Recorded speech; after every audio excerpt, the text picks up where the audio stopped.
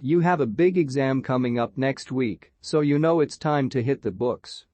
You sit down at your study table and start reviewing your notes. 5 minutes later, your phone goes off. It's a text message from your cousin, Lily.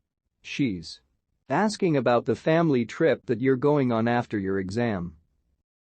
After exchanging 6 text messages with Lily, you look at the time. 15 minutes have gone by. You put your phone aside and get back to reading your notes. 10 minutes later, you get the sudden, overwhelming urge to check your Facebook news feed. You only intend to spend a few minutes on Facebook, but you end up browsing through 3 photo albums, commenting on 4 statuses, and watching 2 videos. You decide to update your own status. Life dilemma. Study for exam or check Facebook. Facebook wins. All of this takes you another 20 minutes. I'm sure something like this has happened to you before.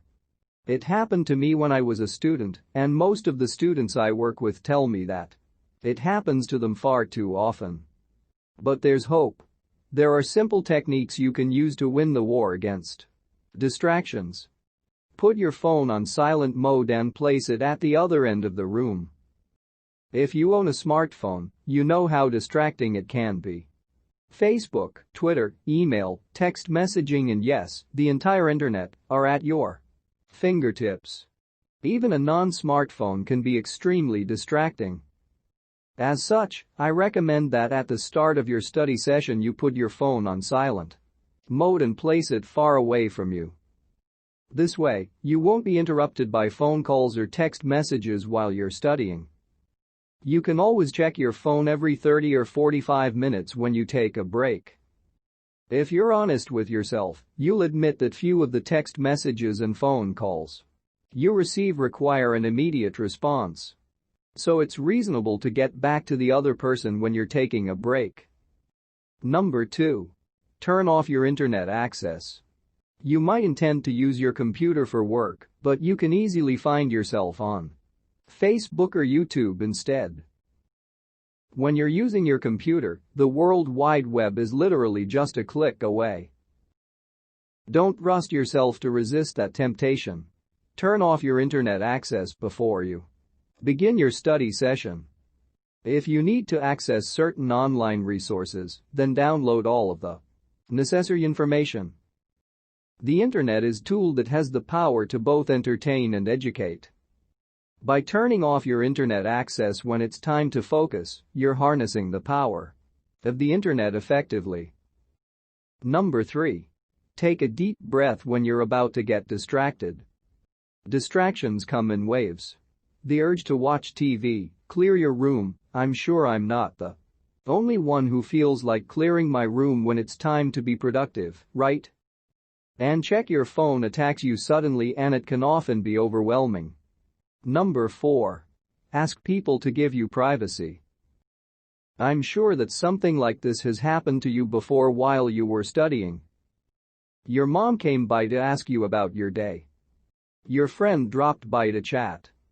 Your younger brother asked you for help with his homework. Your sister asked you for advice. The list goes on. Don't get me wrong, relationships are important. I firmly believe that, in many ways, the quality of your relationships determines the quality of your life.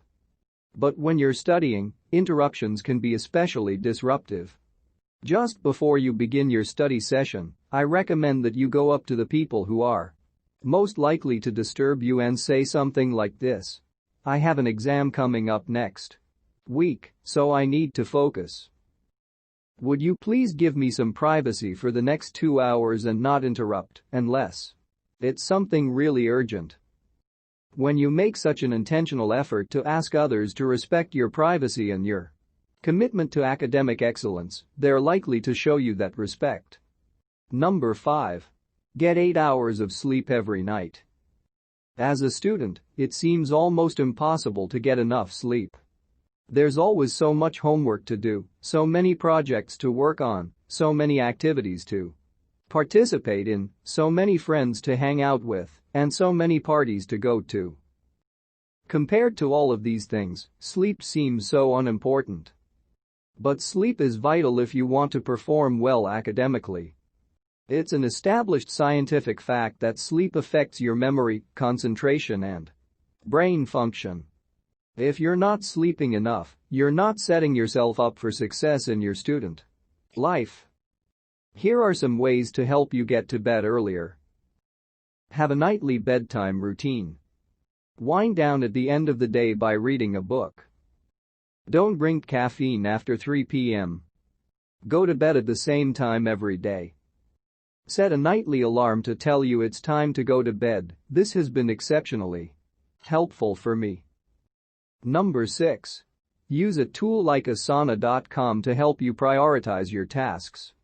Asana.com didn't pay me to say this, I promise. Asana.com is a web-based tool that allows you to conveniently manage projects and prioritize tasks. Students often get distracted when they think about all the other tasks they need to accomplish. By using a tool like Asana.com, you'll be able to stay on top of all of your assignments, projects and other commitments. With a systematic approach toward task management, you'll make the most of every study session. In our increasingly connected world of smartphones, tablets, laptops and high-speed internet, distractions are everywhere. You'll need to make a deliberate and committed effort to stay on task.